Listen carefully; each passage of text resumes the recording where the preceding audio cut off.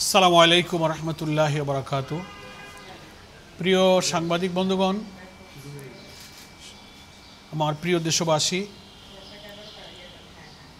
আপনারা সবাই ইতিমধ্যেই জেনেছেন বাংলাদেশ জামায়াতে ইসলামীর সম্মানিত আমির ডক্টর শফিকুর রহমানের সঙ্গে সৌজন্য সাক্ষাৎ এবং মত বিনিময়ের জন্য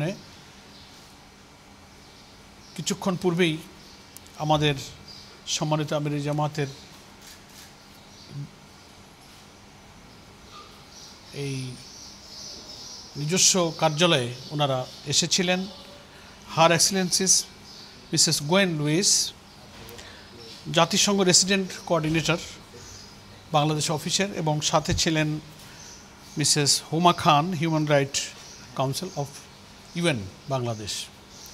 তো উভয়ের মধ্যে অত্যন্ত সৌহার্দ্যপূর্ণ পরিবেশে কিছু বিষয়ে আন্তর্জাতিক, দেশীয়, অভ্যন্তরীণ, আঞ্চলিক নানান ইস্যু নিয়ে কিছু সংক্ষেপে মত বিনিময় হয়েছে অত্যন্ত সৌহার্দ্যপূর্ণ পরিবেশে। এবং ওনারা বাংলাদেশ জামাত ইসলামীর আমিরের এই বসুন্ধরাস্থ অফিস ভিজিট করায় সম্মানিত আমির জামাত সন্তোষ প্রকাশ করেছেন এবং শুরুতেই আমির জামাতের অপারেশন পরবর্তী স্বাস্থ্যের এবং চিকিৎসার খোঁজখবর নিয়েছেন এবং বাংলাদেশের আসন্ন জাতীয় সংসদ নির্বাচন স্বচ্ছ, নিরপেক্ষ, ক্রেডিবল একটা ইলেকশন হওয়ার ব্যাপারে ওনারা আশাবাদী এবং সে ব্যাপারে জামাত ইসলামীর যে প্রচেষ্টা, ভূমিকা, সেগুলো নিয়ে আলোচনা হয়েছে। আমাদের রিফর্ম, আমাদের জুলাই চার্টার, এগুলোর মধ্য দিয়ে একটা ন্যাশনাল কনসেনসাস তৈরি হলে নির্বাচনটা যে নিরপেক্ষ হতে পারে সে ব্যাপারে সুন্দর মত বিনিময় হয়েছে।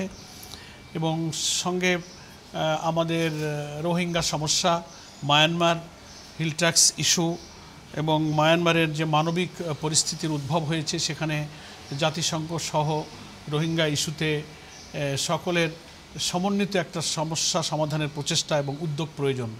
তাহলেই এই জাতির এবং এই সংকট থেকে আমরা মুক্তি পাবো। এটা আমাদের জন্য একটা সমস্যা।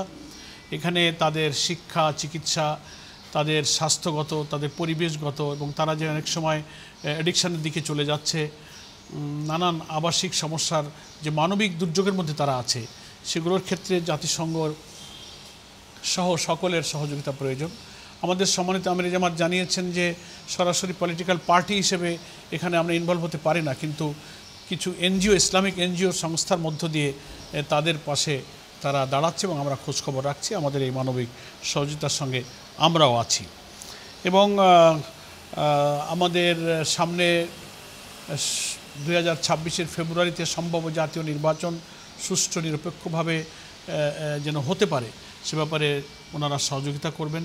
এ ব্যাপারে জামাত ইসলামীর ভূমিকা, দেশের গণতন্ত্র এবং আগামী দিনে একটা সুন্দর বাংলাদেশ এবং নতুন একটা রাষ্ট্র কাঠামো গঠনে যে রিফর্ম প্রক্রিয়ার মধ্য দিয়ে যে দেশ যাচ্ছে, আগামীকালকে ন্যাশনাল কনসেনসাস কমিশনের একটা বৈঠকে একটা সমস্যার নিষ্পত্তির দিকে যাবে বলে আমরা সকলেই আশাবাদী এবং হোপফুল। এই আশাবাদ এখানে ব্যক্ত করা হয়েছে। তো আমি সংক্ষেপে আলোচনার কিছু বিষয় উপস্থাপন করেছি। আমি এখন রিকোয়েস্ট করব, I request her excellency Mrs Gwen Lewis remark a few words to the journalist. Thank you, sir. And I'd like to thank you for the excellent thank you. Meeting today. It was an important discussion, as you've already mentioned, about the importance of peaceful and credible elections in February, and the important role of the government and the support the UN will provide in making sure that the development of this incredible country continues. And that we continue to support and work together to make sure that the humanitarian situation of the Rohingya in the country is sustained, and that the hospitality that Bangladesh has so generously offered over these past years continues until there can be safe and durable solutions to repatriation. So I think it was a very important conversation, and we look forward to continued dialogue with all of the political parties in the coming months in the run-up to February. So thank you so much. Thank you so much. তো ধন্যবাদ আপনাদের সকলকে। আমরা সংক্ষেপেই আজকের আলোচনা সম্পর্কে brief করলাম। Miss Huma Khan, You say something, please. Thank you. It was a pleasure to meet with the Amir and also to inquire on his health as he recently had his surgery. So we are very happy to meet with him, notice his recovery. As many issues have already been mentioned, so I would not repeat them, but just to say that we also discussed the issue of justice and accountability in relation to the past crimes that happened in Bangladesh. Thank you, Khan.